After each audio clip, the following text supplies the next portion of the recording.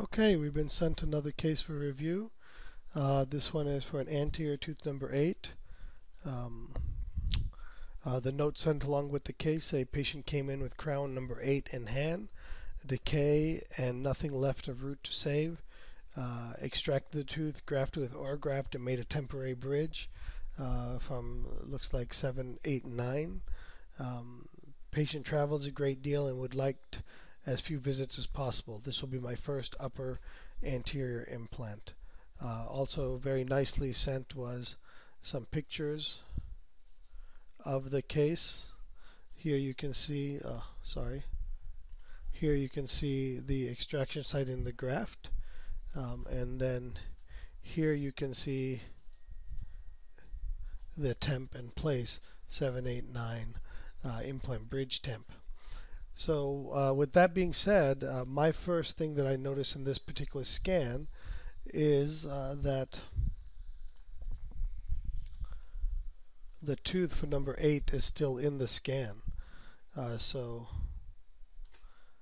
what my concern with that is how what has happened to the bone. Have we resorbed? There's just a lot of questions there. So based on that information, I would 100% require a new scan for this patient in order to make a implant plan, because we don't know where the buccal plate is, we don't know what resorption has occurred, we don't know the vertical dimension of the bone there. So there are still a lot of questions in this particular case. Also, we need to know the apical extent of the tissue and the bone location so we can determine the vertical placement of the implant. We know that we want the implant approximately 3 to 4 millimeters apical to the proposed gingival margin. So in this particular case, based on what we see already, I'm questioning, is our margin way up there, in comparison to the adjacent teeth, or after the healing has the margin gone up a little bit? We just don't have any way of knowing, or has it even come down, for example?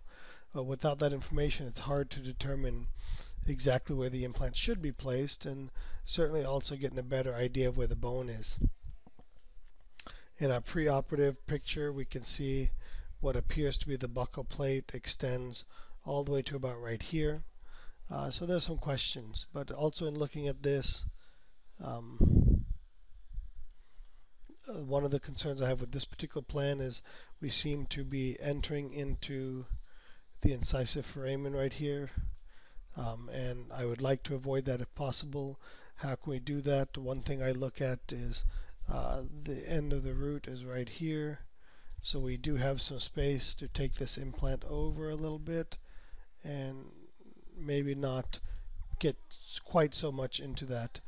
In doing that, we may get, say for example, a little bit distal with the implant, although it doesn't necessarily look that way, but that can be fixed by just tilting the implant a little bit like so, and now we're pretty much avoiding that foramen, and we're still having a screw retained prosthesis.